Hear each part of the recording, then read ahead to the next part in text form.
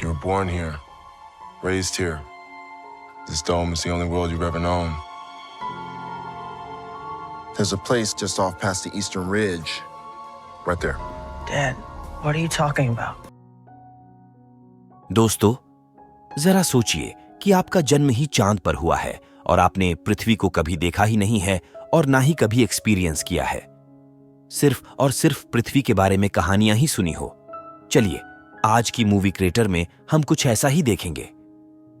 Movie की शुरुआत में दिखाया जाता है कि साल 2257 में इंसानों ने चांद पर लूनर माइनिंग नाम की एक कॉलोनी विकसित की, क्योंकि पृथ्वी पूरी तरह से बर्बाद हो चुकी है, जहां इंसानों का रह पाना काफी मुश्किल है।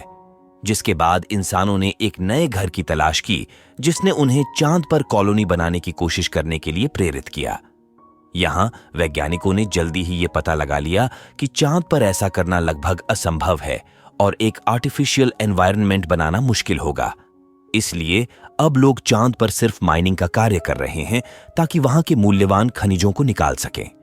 इसके बाद मून अब पूरी तरह से एक माइनिंग प्लेस बन गया है और वहां काम करने वाले सभी लोगों को 20 साल का कॉन्ट्रैक्ट मिला है। इस कॉन्ट्रैक्ट के अनुसार हर व्यक्ति को 20 साल तक माइनिंग करनी होगी और इसके बाद उन्हें और उनके परिवार को ओमेगा नामक ग्रह पर शिफ्ट किया जाएगा। यहां वैज्ञानिकों ने आखिरकार पृथ्वी जैसे वातावरण को बना लिया है, लेकिन ओमेगा प्लैनेट मून से बहुत दूर है और इस दूरी को तय करने के लिए 75 साल का वक्त लगता है और ओमेगा प्लैनेट पर जाने वाले लोगों को हाइबरनेशन में रखा जाता है, जिसका अर्थ है कि वे उस समय के दौरान सिर्फ सोते हैं और उनकी आयु नहीं बढ़ती है। आगे फिल्म की शुरुआत में हम कैलेब और उसके दोस्तों को देखते हैं, जो एक रोवर की चोरी करने वाले हैं। लेकिन अचानक रोवर का अलार्म बजने लगता है, जिससे सभी बहुत डर जाते हैं। इसके बाद हम कुछ घंटे पहले के सीन में वापस चलते हैं और पता चलता है कि कैलेब के पिता की कुछ दिन पहले मृत्यु हो चुकी है। इसलिए उसे अगले 3 दिनों में ओमेगा प्लैनेट पर भेज दिया जाएगा, क्योंकि माइनिंग के दौरान किसी भी इंसान की अगर मौत होती है तो उनके परिवार को ओमेगा यात्रा का पास मिलता है और इसलिए कैलेब को अब ओमेगा भेजा जा रहा है। लेकिन कैलेब अपने दोस्तों को छोड़कर दूसरे ग्रह पर नहीं जाना चाहता। इस बीच कैलेब वहीं जाता है जहां वह और उसके पिता अक्सर समय बिताते थे। इस समय हम देखते हैं कि बचपन में उसे उसके पिता ने एक मैप दिया था, जिसमें क्रेटर नाम की एक जगह थी। उस समय कैलेब बहुत छोटा था और उसके पिता ने उससे वादा किया था कि जब वह बड़ा हो जाएगा तब वह उसे वहां जरूर लेकर जाएंगे। अब हम प्रेजेंट टाइम के सीन में हैं, जहां मैप अभी भी कैलेब के पास है। कैलेब को नहीं पता कि उस जगह पर क्या है, लेकिन वो ओमेगा पर जाने से पहले एक बार क्रेटर पर जाने का फैसला करता है।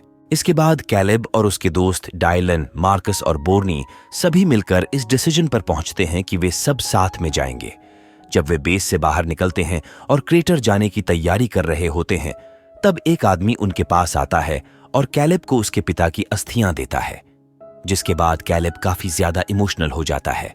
इसके बाद अब वो सब क्रेटर जाने के लिए योजना बना रहे हैं, लेकिन उनके सामने समस्या ये है कि वह जगह यहां से काफी दूर है, जिस वजह से उन्हें एक गाड़ी यानी रोवर की जरूरत पड़ेगी। वह लोग रोवर चोरी कर सकते हैं, लेकिन उन्हें गैराज का पासकोड नहीं पता है। यहां डायलन एक बेहतरीन प्लान बनाता है। वो लोग जहां लंच कर रहे थे, वहीं एक एडिसन नाम की लड़की बैठी थी, जो कुछ ही दिन पहले धरती से आई थी। एडिसन एक विशेषज्ञ वैज्ञानिक की बेटी है और उसके पिता के पास हर जगह के पासवर्ड होते हैं।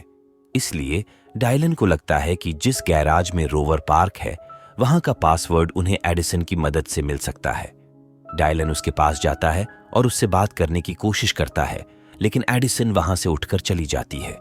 फिर डायलन उसे पूरी बात बता देता है कि कैलेब के पिता की आखिरी इच्छा है कि कैलेब क्रेटर तक पहुंचे और इसलिए उन्हें रोवर की जरूरत है। एडिसन उन्हें पासकोड देने को तैयार हो जाती है, लेकिन वह भी एक शर्त रखती है कि वह भी उनके साथ जाएगी। वहां शुरुआती सीन में एक तेज अलार्म बज रहा होता है, लेकिन कैलेब एक वायर को खींचकर अलार्म को बंद कर देता है। सभी लोग रोवर में बैठ जाते हैं और एडिसन विंडो के सामने एक एस्ट्रोनॉट टॉय रखती है। वे सभी डरे हुए होते हैं क्योंकि वे पहली बार बेस से बाहर निकलकर मून की सरफेस पर जा रहे होते हैं, लेकिन कैलेब को पूरा भरोसा है कि वे इस मिशन को पूरा कर सकते हैं।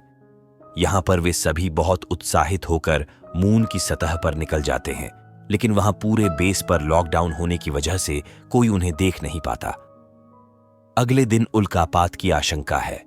यहां पर हमें यह भी पता चलता है कि मार्कस के हार्ट में कुछ प्रॉब्लम है, जिसके लिए उसे हमेशा दवाई लेनी पड़ती है। बोर्नी उसका ध्यान रखता है और उसे हमेशा दवाई लेने की सलाह देता है। वे सभी रोवर के भीतर से अपने सफर का आनंद उठा रहे हैं और कैलेब अब वह रॉकेट देख रहा है जो उसे 3 दिन बाद ओमेगा पर ले जाएगा। फिर वह एक अर्ध विकसित शहर से होकर गुजरते हैं और डायलन के माता पिता मून पर बड़े हुए थे, जबकि बोर्नी के दादा दादी भी वहीं पर बड़े हुए थे।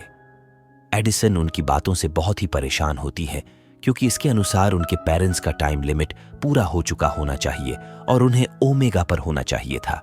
लेकिन कैलेब और बाकी लोग एडिसन को बताते हैं कि पृथ्वी पर लोगों को अक्सर झूठ बोला जाता है, क्योंकि किसी न किसी वजह से यहाँ के लोगों का टाइम बढ़ा दिया जाता है। इसी वजह से कोई भी वहां पर 20 साल का समय पूरा नहीं कर पाता। इसके कारण उनकी कई पीढ़ियों का जीवन यहीं माइंस में काम करते बीत जाता है। फिर एडिसन कैलेब से पूछती है कि क्या क्रेटर में कुछ खास है, लेकिन कैलेब को खुद इस बारे में पूरी जानकारी नहीं होती, तो वह बताता है कि एक बार उसके पिता ने बताया था कि वहां एक नदी है जो 2 हिस्सों में विभाजित हो जाती है। बोर्नी को लगता था कि वहां पर बहुत सारा खजाना होगा। जब सभी लोग अपने स्पेस सूट पहनकर मून की सरफेस पर पहुंचते हैं तो उन्हें पृथ्वी की खूबसूरती देखकर बड़ी खुशी होती है। सभी मजे करते हैं, लेकिन एडिसन अर्थ को मिस करती है। उसके बाद डायलन और बाकी सभी लोग ऑक्सीजन सिलेंडर का इस्तेमाल करके हवा में उड़कर एंजॉय करने का फैसला करते हैं। एडिसन पहले तो उन सबको मना कर देती है और कहती है कि वो सभी ऑक्सीजन सिलेंडर वेस्ट कर रहे हैं, लेकिन जब वो खुद सिलेंडर इस्तेमाल करके हवा में उड़ती है तो उसे भी काफी मजा आने लगता है। रस्सी का एक सिरा रोवर पर और दूसरा उड़ने वाले व्यक्ति पर बांधा जाता है और वो सब एक एक करके ऑक्सीजन सिलेंडर की मदद से उड़ते हैं। काफी देर तक वो लोग वहां मजे करते हैं, लेकिन जब बोर्नी का नंबर आता है तो उसके सिरे से रस्सी छूट जाती है और वो बिना रस्सी के हवा में बिना कंट्रोल के उड़ने लगता है। इससे सभी लोग काफी डर जाते हैं और उसे बचाने के लिए जल्दी से रोवर के अंदर से ऑक्सीजन सिलेंडर लाते हैं और उसे बचाने की कोशिश करने लगते हैं। यहां वो लोग किसी तरह से बोर्नी को तो बचा लेते हैं, लेकिन उनके पास जो भी ऑक्सीजन सिलेंडर थे सब खत्म हो चुके थे। एडिसन उन्हें वापस चलने की सलाह देती है, क्योंकि उनके पास जितनी भी ऑक्सीजन बची है उससे वो लोग क्रेटर तक तो पहुंच नहीं पाएंगे। लेकिन कैलेब उन्हें बताता है कि यहाँ एक जगह है जिसका नाम आउटपोस्ट है और वहां पर उन्हें ऑक्सीजन मिल सकती है, और फिर वो सभी वहां की ओर निकल पड़ते हैं। इसके बाद वो सभी लोग आउटपोस्ट पर पहुंचते हैं जहां ऑक्सीजन सिलेंडर मिलने वाला था, लेकिन यहां कोई आउटपोस्ट नहीं था, बल्कि यह एक घर का मॉडल था जो कि एक ट्रायल के तौर पर बनाया गया था। सभी लोग यहां पर ऑक्सीजन और खाना ढूंढने लगते हैं। यहां फाइनली बोर्नी और मार्कस को न सिर्फ ऑक्सीजन मिलता है, बल्कि साथ ही ढेर सारा खाना भी मिलता है। फिर वो आराम से बैठकर खाना खाते हैं और खूब एंजॉय करते हैं। फिर जब वे कैंप फायर के पास बैठे तो एडिसन ने सबको अपने भाई चार्ली के बारे में बताया, जो कि 10 साल का है और वो उनकी मां के साथ ओमेगा की यात्रा पर निकल चुका है। उसने बताया कि जब उनके माता पिता का तलाक हुआ तो उसका भाई चार्ली उनकी मां के साथ चला गया और वो अपने पिता के साथ रह गई। उनकी मां ने ओमेगा जाने का फैसला किया क्योंकि वह अपने पति से फिर से मिलना नहीं चाहती थी, जिससे एडिसन अब अकेली रह गई और उसका भाई पिछले साल यहां से चला गया था। एडिसन की यह कहानी सुनकर डायलन और बाकी सभी को उसके लिए दुख होता है। रात को जब सभी सो जाते हैं तो एडिसन कैलेब के पास जाती है, जो काफी देर से सो नहीं रहा था। तब एडिसन कैलेब से पूछती है कि तुम सो क्यों नहीं रहे हो, तो कैलेब उसे बताता है कि जब उसकी मां की मौत हुई थी तब डायलन उसे नहीं जानता था, फिर भी उसने कैलेब का ख्याल रखा और बाद में कैलेब एडिसन से कहता है कि वह उसके जाने के बाद भी डायलन का ध्यान रखे। अगले दिन जब वे आगे बढ़ने की तैयारी कर रहे होते हैं तो अचानक रोवर की पावर खत्म हो जाती है और उन्हें आगे बढ़ने के लिए पैदल चलना पड़ता है। एडिसन एक इमरजेंसी बटन दबाकर बेस को उनके यहां होने का सिग्नल भेजती है। सब एडिसन से पूछते हैं कि तुमने ऐसा क्यों किया, जिस पर वह बताती है कि वो लोग बचे हुए ऑक्सीजन के साथ वापस नहीं जा पाएंगे, इसलिए वह लोग जब तक क्रेटर पहुंचेंगे तब तक बेस से कोई ना कोई उन्हें रेस्क्यू करने के लिए आ जाएगा। जिसके बाद वह लोग पैदल ही क्रेटर के लिए निकल पड़ते हैं। वो लोग आखिरकार क्रेटर पहुंचते हैं, जहां उन्हें एक बहुत बड़ा खाली कमरा मिलता है और उसके अंदर वो सांस ले पाते हैं और वहां ग्रेविटी भी होती है। लेकिन अंदर जाकर सभी काफी निराश हो जाते हैं क्योंकि उस कमरे में तो सिर्फ थोड़ा सा पानी और एक सूखा हुआ पेड़ ही है। लेकिन तभी एडिसन को वहां पर एक सीक्रेट बटन मिलता है जिसको दबाते ही वह कमरा हरे भरे जंगल में बदल जाता है, जिसे देखकर एडिसन ने कहा, यह तो धरती है। इस दौरान कैलेब और उसके दोस्तों को यह सब देखकर काफी खुशी हुई क्योंकि इन अनोखी चीजों को देखकर उन्हें बहुत मजा आया। तभी अचानक से सभी चीजें गायब हो गईं और कैलेब को अपनी मां की अस्थियों के साथ उसके माता पिता की फोटो मिलती है। इसे देखकर कैलेब बहुत भावुक हो जाता है, जिसके बाद वह अपने पिता की अस्थियों को वही बॉक्स में रख देता है। तभी मार्कस जमीन पर गिर जाता है क्योंकि वह बहुत देर से रोवर से बाहर था और उसका हार्ट अधिक तनाव झेल नहीं पा रहा था, जिससे उसका हार्ट रेट कम हो जाता है। वो लोग मिलकर मार्कस को उठाते हैं और रोवर की तरफ ले जाने लगते हैं, लेकिन तभी वहां उल्कापात होने लगता है और उन लोगों की मुश्किलें अब और भी ज्यादा बढ़ जाती हैं। वो लोग किसी तरह से वहां से बचकर भागने की कोशिश कर रहे थे। वो लोग रोवर के काफी नजदीक थे कि तभी एडिसन के पास उल्कापिंड गिरने लगते हैं, जिस वजह से एडिसन वहां गिर जाती है। बोर्नी मार्कस को रोवर के अंदर बैठाकर दवाई खिलाता है, लेकिन डायलन और कैलेब एडिसन को बचाने के लिए जाते हैं कि तभी डायलन पर भी एक छोटा सा उल्कापिंड गिरता है और वो वहीं पर बेहोश हो जाता है। रोवर की आगे की खिड़की भी टूट चुकी थी, जिसके चलते वहां बिना स्पेस सूट के रहना संभव नहीं था। कैलेब डायलन को उठाकर रोवर के अंदर ले जाता है, लेकिन डायलन अभी भी बेहोश है। एडिसन बताती है कि उन्हें वेट करना होगा जब तक रेस्क्यू व्हीकल्स नहीं आते, और अगर इससे पहले उनके स्पेस सूट की ऑक्सीजन खत्म होती है तो पहले उन्हें नींद आएगी और फिर वो मर जाएंगे। सब सो चुके थे, लेकिन कैलेब अभी भी जाग रहा था और दुखी होकर रो रहा था।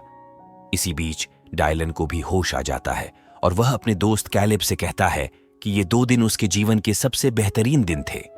फिर कैलेब कहता है कि उसे उन सभी को अपने साथ यहां लाना ही नहीं चाहिए था। कुछ समय बाद उन्हें भी नींद आ जाती है और उनका ऑक्सीजन खत्म हो जाता है। तभी रेस्क्यू व्हीकल्स वहां पहुंच जाती है। अब यहां से सीन बदलता है और हम देखते हैं कि कैलेब की आंख खुलती है और वह खुद को एक अजनबी रूम में पाता है। वह अपने दोस्तों के बारे में पूछता है, लेकिन उसे बताया जाता है कि 75 साल बीत चुके हैं और अब वह ओमेगा पर है। यह सुनकर उसे बहुत बौखलाहट महसूस होती है क्योंकि उसे लगता है कि वह अपने दोस्तों को खो चुका है और उन्हें ठीक से अलविदा भी नहीं कह पाया था। वहां मौजूद नर्स उसे एक डिवाइस देती है जिसमें डायलन और उसके दोस्त साल में एक बार एक मैसेज रिकॉर्ड करके भेजते थे। वो लोग कैलेब को बताते हैं कि वो सभी सही सलामत हैं। इसके साथ डायलन बताता है कि उसकी और एडिसन की शादी हो चुकी है। वो यह भी बताता है कि मार्कस ने एक बेसबॉल टीम शुरू की है और बोर्नी अब एक लीड एडमिनिस्ट्रेटर बन चुका है। कैलेब धीरे धीरे उन सभी रिकॉर्डिंग्स को सुन रहा था और उसका चेहरा खुशी से भर जाता है। उसे खुशी होती है कि उसके सभी दोस्त सुरक्षित थे। वहीं एक नई फैमिली से मिलने के बाद कैलेब ने भी लाइफ का नया चैप्टर शुरू किया है और अगले सीन में हमें उसके पास बैठा हुआ एक छोटा सा लड़का दिखाई देता है। वो लड़का कोई और नहीं बल्कि एडिसन का भाई चार्ली है। कैलेब चार्ली से मिलता है और उसे एडिसन द्वारा दिया गया एस्ट्रोनॉट वाला टॉय देता है। वो चार्ली को अपने सभी एडवेंचर्स और यात्राओं के बारे में बताने लगता है और इसी के साथ ये मूवी यहीं पर खत्म हो जाती है। अगर वीडियो आपको पसंद आया हो तो कृपया वीडियो को लाइक करें और हमारे चैनल को सब्सक्राइब जरूर करें। तो दोस्तों, चलिए मिलते हैं एक नई वीडियो में। तब तक अपना ख्याल रखें।